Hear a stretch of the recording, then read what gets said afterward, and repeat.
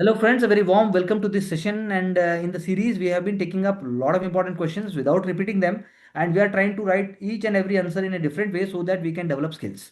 So, going on the same point, let's see what we have written over here and what we can learn from this. So, CP Albert or Albert, Mr. Albert. So it is correctly said that Albert controversy of 1883 was about giving Indian judges the power to try and accuse the Europeans and which was not accepted by the British. So I think a very wholesome point is being written. Later the bill was reversed. It remained a dream for Indians during colonial times. So I think the second part became little, I would say casual. If we could have written that Albert bill or this controversy was an ignition for public public debates, public controversies, and peaceful civil protest by the educated classes. So this would have actually given us more marks rather than writing saying that the bill was not exactly completely reversed. Bill was partially accepted because a jury of 12 judges were there, and out of that 7 were to be Europeans, so 5 were Indians actually. So that means forcefully they were becoming part of it, but they were not given the real power. So same like everywhere. So if the last point would not have been the dream for Indians, na, so this is kind of a pity, self pity. This is a kind of a, we have wasted the words basically. That's what we can say.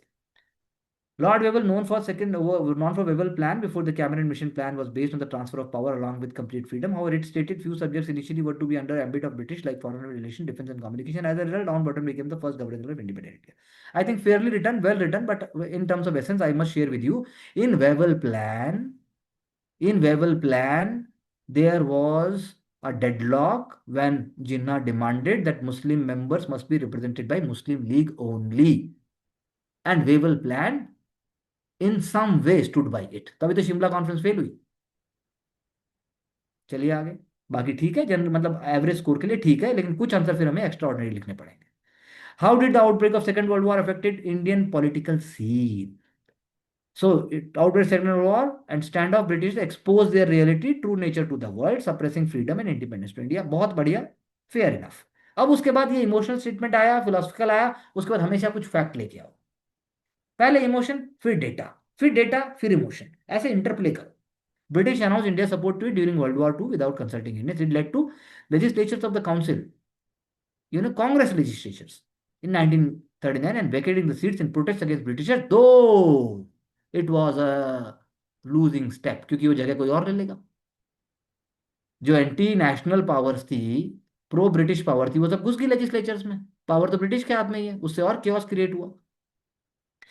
Gandhiji did not want to take advantage of the opportunity to attack and weaken the British power in India. That is why he still believed in the idea of non-violent civil disobedience. कुछ भी लिख दो.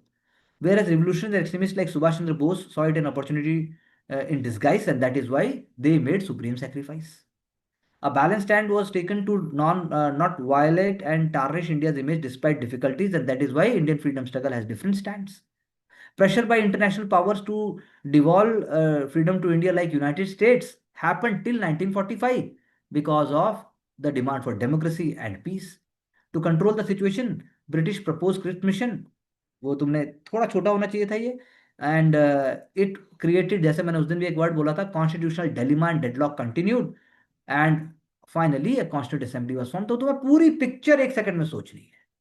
Political scene जब बोला तो सोचो, Congress, Muslim League, Ambedkar, British, Europeans, Russian, ऐसे सब आ जाना चाहिए पॉलिटिकल सीन. और फिर जो मन में आया लिख दिया, अच्छे वर्ड्स आएंगे. यानी और एफर्टलेस करना पड़ेगा. Trace the emergence of Gandhiji in the political scene till Champaran Satyagraha of 1970. That's a wonderful question. What was the basic philosophy of Satyagraha enunciated by him? Gandhiji was already immersed in Indian political scene when he was in South Africa during doing experiments with the truth and non-violence. Truth है तो non-violence भी होगा साथ. Okay. He decided to visit different places in India before major decisions in freedom struggle. He remained neutral politically. Uh, when Rajkumar Shukla from Bihar approached him seeking help to alleviate problems of the indigo farmers in Champaran, Bihar, Gandhiji decided to use the truth of Satyagraha and non-violence. The movement provided successful to the philosophy of Satyagraha, which included. Our answer had become little lopsided because वो कह रहा है till Champaran. So you also bring South African struggle. Also bring that how toiling, how writing, how living in community, how Tolstoy form, सारा जो experiment है वो वहां हो रहे थे. That is why Africa said you gave us Mohandas, we gave you Mahatma. That is why as soon as he landed in India, Tagore साहब ने उनको महात्मा कहा। तो यानी जब वो कह रहा है टिल चंपारण, तो आपको साउथ अफ्रीका लाना पड़ेगा। चाहे भले आपको साउथ अफ्रीका ठीक से नहीं पता, लेकिन ये तो पता है ना नॉन वायलेंट मूवमेंट की। ये तो पता है कि ब्रिटिश को बोयर वॉर में सपोर्ट किया था। ये तो पता है कि वो लॉयर थे। ये तो पता है कि वहाँ पे इंटर कम्युनिटी हिंदू मुस्लिम सबको एक साथ लिया। ये तो पता है कम्युनिटी लिविंग कर रहे थे। ये सारे वर्ड भी लिखने से हमारा आंसर आप पड़ जाएगा। ये एक साइड का मोनोटोनस आंसर हो गया, जो हमें अराउंड 45% से ज्यादा मार्क्स, बहुत मुश्किल है। Discuss outstanding tribal uprisings against the British, तो कोई भी लिख सकते हैं। 19th century mirror of true reality of Britishers in India and symbolize unity and the beginning of intrinsic fire for Swaraj, बिल्कुल सही है। और साथ में एक वर्ड यहाँ पे जो आना चाहिए था, tribal uprising were painful reflection of insurrection, एक वर्ड जैसे होता है इंसरक्शन, और you can say it was the destroying of the traditional culture life and economy. ये बात बोल के आप मील का पत्थर साबित करना चाहोगे। भील अपराइजिंग इन महाराष्ट्र, बिल्कुल सही है। चलिए आगे चलिए। कोहली इन गुजरात, बहुत अच्छा लिखा। मुंडा अपराइजिंग, बहुत अच्छा लिखा। लेकिन हर एक के आगे अगर हम सेंचुरी डाल देते या एक लीडर का नाम ले आते, तो आई थिंक 50% स्कोर आना बहुत आसान है। Forest rights, land rights, clear. I think structure of the answer is beautifully done and it is well written. And 150 words में अगर हम थोड़ा और भी छोटा लिखते तो I don't think examiner is going to mind, because 125 words तक भी आप अमेजिंग लिख सकते हो। तो I think well written answer. चलिए आगे। What is meant by un-British rule in India? How did Indian nationalists react to it? Evaluate the role of Dadabhai Naoroji in exposing the evils of British rule। ये 150 words में आज की date में बिल्कुल ऐसे answer आएंगे। Question भी 100 words का होता है और मांगता भी वो 150 वर्ड्स में। ये चमत्कार की बात है। Un-British rule is a term coined by Dadabhai Naoroji in his book title un-British rule. On poverty and un-British rule, किताब का पूरा नाम लिखना चाहिए, पॉवर्टी एंड अन-ब्रिटिश रूल लिखना चाहिए था, of India. Different ways and nature of Britishers in Britain and India. Arbitrary rule, very good word. Contrary and tyrannical aspects like fighting for democracy during World War II but not devolving the same, ये बाद में लेके आना चाहिए था। Dane of wealth पहले आना चाहिए, क्योंकि वर्ल्ड वॉर टू बाद में ही आ रहा है। तो आप धीरे से अपने माइंड को भी पहले यहीं लेके जाओ कि कैसे नेशनलिस्ट ने कैसे रिएक्ट किया। तो आपको पहले वही आरसी दत्त, उसके बाद सोशल रिफॉर्मर्स, या उसके बाद जो है ना जो तिलक जैसे हैं, तिलक भी डेन ऑफ वेल्थ से इंस्पायर हो सकते हैं। वो भी समझेंगे कि यस देखो लूटा जा रहा है, बस उनका रिएक्शन डिफरेंट है। चलिए आगे।